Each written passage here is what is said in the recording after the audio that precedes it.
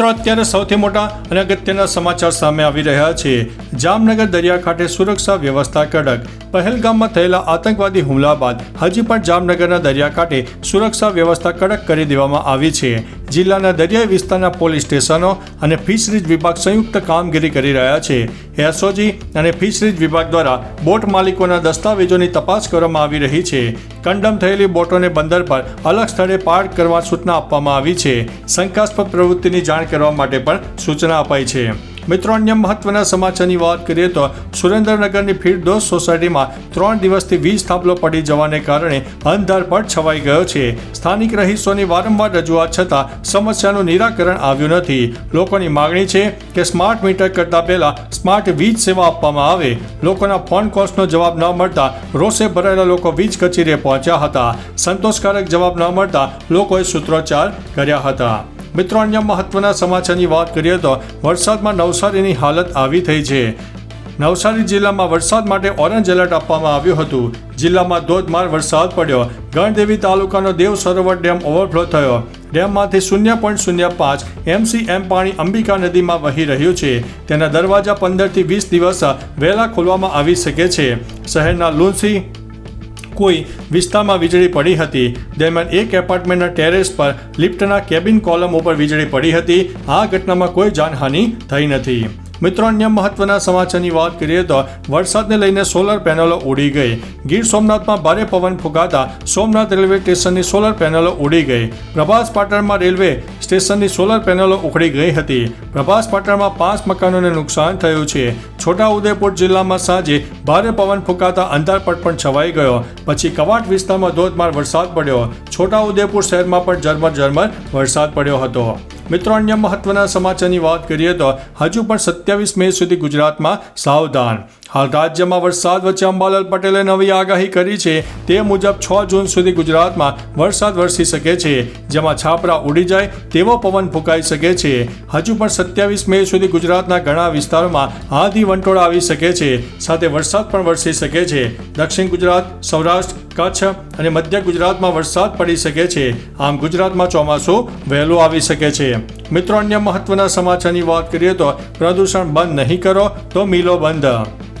રાજ્યના પર્યાવરણ મંત્રી મુકેશ પટેલે ઉદ્યોગકારોની એક બેઠકમાં જણાવ્યું હતું કે પ્રદૂષણ બંધ નહીં કરો તો મિલો બંધ કરવામાં આવશે. ઉદ્યોગકારો પોતાના ઉદ્યોગમાંથી નીકળતા કેમિકલયુક્ત દૂષિત પાણી સીધા ગટરમાં છોડી દેતા નદી નાળાઓ દૂષિત થઈ રહ્યા છે. કીમ નદીમાં છાસ વડે આવા દૂષિત પાણી ઠાલવવાની ઘટના બનતી રહે છે. ઓલપાડના સાયણ આશિત આજુબાજુના વિસ્તારોમાં પણ નાના મોટા 1500 થી 200 ઔદ્યોગિક એકમો ઘણા ઓછા સમયમાં સ્થાયી પણ થઈ ગયા છે. મિત્રો, અન્ય મહત્વના સમાચારની વાત કરીએ તો નરોડામાં નકલી પોલીસનો પર્દાફાશ. આરોપી સામે કાર્યવાહી પણ કરવામાં આવી છે. આરોપી પોતાની જાતને પોલીસ અધિકારી તરીકે ઓળખાવીને લોકોમાં રોબ જમાવી રહ્યો હતો. પોલીસના જણાવ્યા મુજબ નકલી પોલીસ મૌલિક ઉર્ફે ટીકો કંસારા પણ અગાઉ 7 જેટલા ગુનાઓમાં નોંધાયેલો છે. પોલીસે નકલી પોલીસને ઝડપી લઈને કાયદેસરની કાર્યવાહી હાથ ધરી છે. નકલી પોલીસ અધિકારી અલગ અલગ ગુનામાં સંડોવાયેલો હોવાનું પણ બહાર આવ્યું છે. મિત્રો, અન્ય મહત્વના સમાચારની વાત કરીએ તો પીએમ મોદીના ગુજરાત પ્રવાસ માટે એસટી બસો ફાળવવામાં આવી. દેશના વડાપ્રધાન નરેન્દ્ર મોદી ગુજરાત પ્રવાસે આવી રહ્યા છે. તેઓના પ્રવાસનને ધ્યાનમાં રાખીને મહેસાણા એસટી વિભાગ કચેરી દ્વારા 500 બસો ફાળવવામાં આવી છે. ભુજ ખાતેના કાર્યક્રમ માટે 1300 બસો ફાળવવામાં આવી છે.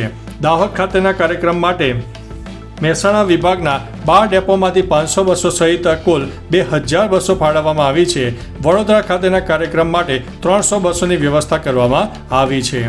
મિત્રો, અન્ય મહત્વના સમાચારની વાત કરીએ તો LICનું નામ ગિનીસ વર્લ્ડ રેકોર્ડમાં નોંધાયું છે. LICએ 24 કલાકમાં સૌથી વધુ વીમા પોલિસી વેચીને એક નવો રેકોર્ડ બનાવ્યો છે. LICએ જણાવ્યું છે કે 24 કલાકમાં સૌથી વધુ જીવન વીમા પોલિસી વેચવાનો ગિનીસ વર્લ્ડ રેકોર્ડ બનાવ્યો છે.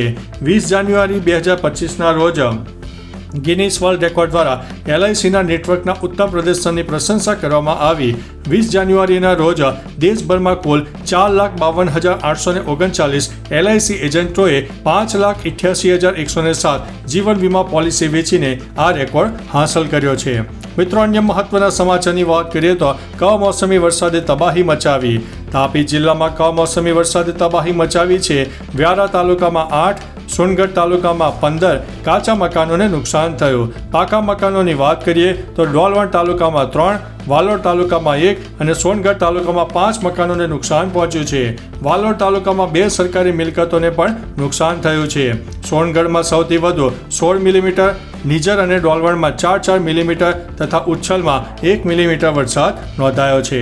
મિત્રો, અન્ય મહત્વના સમાચારની વાત કરીએ તો ઝારખંડમાં 2 નક્સલીઓને ઠાર કરવામાં આવ્યા છે. ઝારખંડના લાતેહાર જિલ્લામાં શનિવારે સવારે સુરક્ષા દળો સાથેના એન્કાઉન્ટરમાં ઝારખંડ JJMPના ટોચના નેતા પપ્પુ લોહારા સહિત 2 નક્સલીઓ માર્યા ગયા છે. પપ્પુ પર 10 લાખ રૂપિયાનું ઇનામ જાહેર કરવામાં આવ્યું હતું. એન્કાઉન્ટરમાં માર્યો ગયેલો બીજો વ્યક્તિ ઝોનલ ચીફ હતો. તેના ઉપર 5 લાખનું ઇનામ હતું.